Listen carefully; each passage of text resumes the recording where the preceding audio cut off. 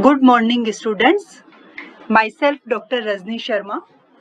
Students, मैंने आपको industrial revolution का पार्ट 1 आपसे विस्तृत रूप से चर्चा करी थी। आज मैं आपको इंडस्ट्रियल रिवॉल्यूशन का पार्ट 2 बता रही हूँ। इंडस्ट्रियल रिवॉल्यूशन के पार्ट 1 में मैंने आपको औद्योगिक क्रांति के कारण तथा औद्योगिक क्रांति इंग्लैंड में ही क्यों हुई उसके बारे में आपसे विस्तृत रूप से आपसे चर्चा करी थी। आज मैं आपको औद्योगिक क्रांति किन किन क्षेत्रों में हुई और उस औद्योगिक क्रांति का प्रगति किस प्रकार हुई, कुछ ऐसे आविष्कार हुए जिन्होंने औद्योगिक क्रांति की प्रगति में बहुत योगदान दिया, उसके बारे में आपको विस्तृत रूप से अध्ययन कराऊंगी। सबसे पहले हम वस्त्र उद्योग को लेते हैं। क्रांति की जो प्रगति हुई उसमें वस्त्र उद्योग का क्या योगदान रहा उसके बारे में। पहले जो औद्योगिक क्रांति से पहले कोई भी वस्त्र का निर्माण होता था वह घरों में ही होता था और उसमें पुरुष व महिलाएं दोनों ही भागीदार होती थी, क्योंकि वह हाथों से ही वह कार्य किया जाता था। वस्त्र निर्माण की प्रक्रिया में घर के लगभग सभी सदस्य भाग लेते थे, लेकिन ये उत्पादन की जो घरेलू व्यवस्था थी वह बहुत ही सीमित मांग की पूर्ति कर पाती थी और हाथों से ही सारा कार्य किए जाने के कारण उत्पादन प्रक्रिया में भी बहुत समय लगता था। धीरे धीरे कुछ आविष्कारकों ने ऐसी मशीनों का आविष्कार किया जिससे मशीनी युग की ही शुरुआत नहीं हुई, बल्कि कुछ ऐसे यंत्र आए जिन्होंने इस उद्योग को गति प्रदान करी। सबसे पहले लंकाशायर के एक जुलाहे जॉन के ने 1733 में फ्लाई शटल का आविष्कार किया। यह फ्लाई शटल या उड़ने वाली ढरकी भी इसको कहा जाता था। ये बुनाई का कार्य करती थी। इस कार्य में जुलाहे को दोनों हाथों का प्रयोग करना पड़ता था और जुलाहे के एक समूह ने इस चीज को काफी उठाया। जॉन के ने फ्लाई शटल नाम के जो आविष्कार किया था उसमें अपनी महत्वपूर्ण भूमिका अदा करी। इसी प्रकार जेम्स हारग्रीव्स ने एक स्पिनिंग जेनी का आविष्कार किया। स्पिनिंग जेनी जो मशीन का आविष्कार था, इस मशीन में एक लकड़ी के फ्रेम पर लगी 8 तकलियों पर एक पहिए की सहायता से 8 धागे एक साथ बनाए जाते थे। बाद में इसे विकसित कर लिया गया ताकि इसमें 100 धागे आसानी से बनाए जा सके।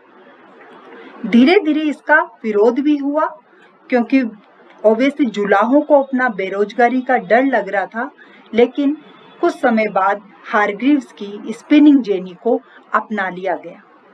2 वर्ष बाद 1779 में रिचर्ड आर्कराइट ने वाटर फ्रेम का आविष्कार किया।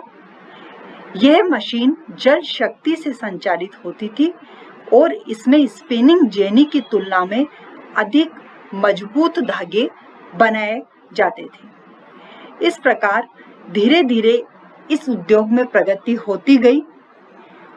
सैमुअल क्रॉम्पटन ने कुछ ऐसी प्रगति करी कि उसने हारग्रीव्स की स्पिनिंग जेनी व आर्कराइट के वाटर फ्रेम दोनों को एक जगह करके एक नई मशीन का निर्माण किया जिसे म्यूल कहा जाता था। यह मशीन बहुत ही श्रेष्ठ व महीन धागों का निर्माण करती थी। उपयुक्त मशीन के आविष्कार ने सूत काटकर धागा बनाने की प्रक्रिया को बहुत ही गति प्रदान करी। अब धीरे धीरे हम वाष्प शक्ति की ओर आते हैं कि वाष्प शक्ति ने किस प्रकार प्रगति करी। वाष्प इंजन का जो पहला आविष्कार था वह थॉमस न्यूकोमेन ने किया था 1704 ईस्वी में। 1769 ईस्वी में इंजीनियर जेम्स वॉट ने न्यूकोमेन के इंजन की कमियों को दूर करते हुए एक वाष्प इंजन का आविष्कार किया, जो अधिक उपयोगी व मितव्ययी सिद्ध हुआ। जेम्स वॉट ने मैथ्यू बोल्टन नामक एक उद्योगपति की साझेदारी में इंजन बनाने का एक कारखाना स्थापित किया। स्टूडेंट, जैसे ही वाष्प शक्ति का जो मशीन थी उसका आविष्कार होते ही उसके लिए काफी इसका प्रचार किया गया, क्योंकि उद्योगों को शक्ति की आपूर्ति का ये मुख्य स्रोत बन चुका था। अब हम लोहा एवं इस्पात उद्योग पर आते हैं। लोहा एवं इस्पात उद्योग के संदर्भ में 1709 ईस्वी में अब्राहम डर्बी ने लोहे को पिघलाने के लिए लकड़ी के कोयले के स्थान पर पत्थर के कोयले से बने कोक की उपयोगिता की ओर ध्यान दिया। यह एक महत्वपूर्ण आविष्कार था, चूंकि पत्थर का कोयला सस्ता भी था और आसानी से उपलब्ध भी था। यह अधिक तीव्र ऊष्मा का उपयोग करता था। इस प्रकार इसके कारण लोहे के निर्माण में भी प्रगति हुई। 1784 में लोहे के शुद्धिकरण की भी एक नई तकनीक आई, जिसे पडलिंग कहा गया। धीरे धीरे स्टीम हैमर ने कुछ समय बाद रोलिंग मिल का आविष्कार किया, जिससे लोहे के शुद्धिकरण की प्रक्रिया और भी परिष्कृत हो गई। 1856 में बेसमेर पद्धति हेनरी बेसमेर ने बनाई, जो लोहे के परिष्कार व सुदृढ़ीकरण के दिशा में एक महत्वपूर्ण कदम था। इसके बाद इस्पात का बड़े पैमाने पर उत्पादन किया जाने लगा और मानवीय सभ्यता में इस्पात युग का प्रवेश हुआ। अब हम परिवहन एवं संचार के बारे में अध्ययन करेंगे कि औद्योगिक क्रांति के काल में परिवहन के साधनों में किस प्रकार व्यापक सुधार हुआ। परिवहन एवं संचार का जहां तक सवाल है, स्कॉटलैंड के एक इंजीनियर जॉन मकाडम ने मजबूत सड़कों का निर्माण किया। इन सड़कों का निर्माण करते समय सड़कों के निचले भाग में भारी पत्थरों की परतें रखी जाती थी और इसको काफी प्रगति के क्षेत्र में आगे बढ़ाया गया। 18वीं शताब्दी के उत्तरार्ध एवं 19वीं शताब्दी के प्रथमार्ध में इंग्लैंड, फ्रांस व संयुक्त राज्य अमेरिका ने जल मार्ग का निर्माण किया। अमेरिका के एक इंजीनियर रॉबर्ट फुल्टन ने वाष्प चालित नौका का भी आविष्कार किया, जो जल परिवहन के क्षेत्र में एक क्रांतिकारी कदम सिद्ध हुआ। वाष्प चालित रेलवे इंजन के जो आविष्कार थे, उन्होंने लोकोमोटिव नाम की एक मशीन का भी निर्माण किया। रेलवे इंजन का जो निर्माण था वह जॉर्ज स्टीफेंसन ने किया। 1814 में माई लॉर्ड नामक स्टीम लोकोमोटिव बनाया गया। स्टीफेंसन के प्रयासों से 1929 में मैनचेस्टर व लिवरपूल के मध्य प्रथम रेल मार्ग का निर्माण किया गया। इस प्रकार स्टूडेंट, परिवहन के साधनों में या परिवहन से संबंधित जो भी आविष्कार हुआ, उसके कारण काफी प्रगति हुई। रेलवे इंजन का जो आविष्कार हुआ था और लोहे की पटरियों का जो निर्माण हुआ था, उसने स्थलीय परिवर्तन को काफी प्रगति प्रदान करी और स्थलीय जो परिवहन था वह काफी सुविधाजनक बन गया। 1901 में बेतार के तार नाम का आविष्कार मार्कोनी ने किया और 1876 में ग्राहम बेल ने टेलीफोन का आविष्कार कर संचार व्यवस्था को काफी चुस्त बना दिया। इस प्रकार ये जो परिवहन व संचार व्यवस्था से औद्योगिक क्रांति को काफी बल मिला, आपस में लोगों में संपर्क होने लगा, आवागमन में वृद्धि हुई और आप जानते हैं कि जब एक से दूसरी जगह पर अगर परिसंचरण होता है या कोई संसाधन एक से दूसरी जगह जब पहुंचते हैं तो उस कार्य में काफी प्रगति होती है। अब हम अगर कृषि क्रांति को लेते हैं तो कृषि क्रांति में कुछ ऐसी नई मशीनों का प्रयोग हुआ जिससे औद्योगिक उत्पादन की वृद्धि की प्रक्रिया काफी आगे बढ़ी। 17वीं शताब्दी तक कृषि अधिकांश लोगों का मुख्य व्यवसाय थी, लेकिन कृषि पद्धति व कृषि संबंधी उपकरणों में पहले कोई परिवर्तन नहीं हुआ था। औद्योगिक क्रांति ने कृषि क्रांति के विकास को भी योगदान दिया। ये किस प्रकार हुआ? कृषि क्रांति का जो आरंभ था वह भी औद्योगिक क्रांति की भांति इंग्लैंड में ही हुआ, क्योंकि 18वीं शताब्दी में इंग्लैंड में कृषि विकास की गतिविधियां शुरू हो चुकी थी। ऐसे में जो आरंभिक आविष्कार किया था वह जेथरो टुल नामक आविष्कारक ने किया था। ये एक समृद्ध अंग्रेज जमींदार था। उसने कृषि कर्म के धैर्य पूर्वक अवलोकन के बाद यह निष्कर्ष निकाला कि बीजों को छितराकर डालने की बजाय यदि उन्हें एक सीधी रेखा में बोया जाए तो उनमें से अधिकांश बीज अंकुरित हो जाएंगे। इसलिए आगे जब इस प्रगति को अंग्रेज भूस्वामी लॉर्ड टाउनशेंड ने भी अपनाया और उसने भी कृषि कर्म को सुधारने की नवीन पद्धतियों का आविष्कार किया। इस कदम में रॉबर्ट वेकवेल ने भी काफी योगदान दिया। जो कृषि की जो नवीन पद्धतियां थी उनको आगे बढ़ाने में ऑर्थर यंग नामक एक कृषक का काफी योगदान रहा। उसने नई खेती के प्रचार के लिए इवन एक कृषि संबंधी पत्रिका भी उसने एक निकाली, जिससे सभी जो इंग्लैंड के लोग थे, जो कृषक थे, उनको इस बारे में जानकारी मिली। जेथरो टुल ने, मैंने आपको बताया था कि जो सीड ड्रिल का जो आविष्कार किया था, और एल व्हिटनी ने कॉटन जिन नामक एक कपास ओटने की मशीन का आविष्कार किया था।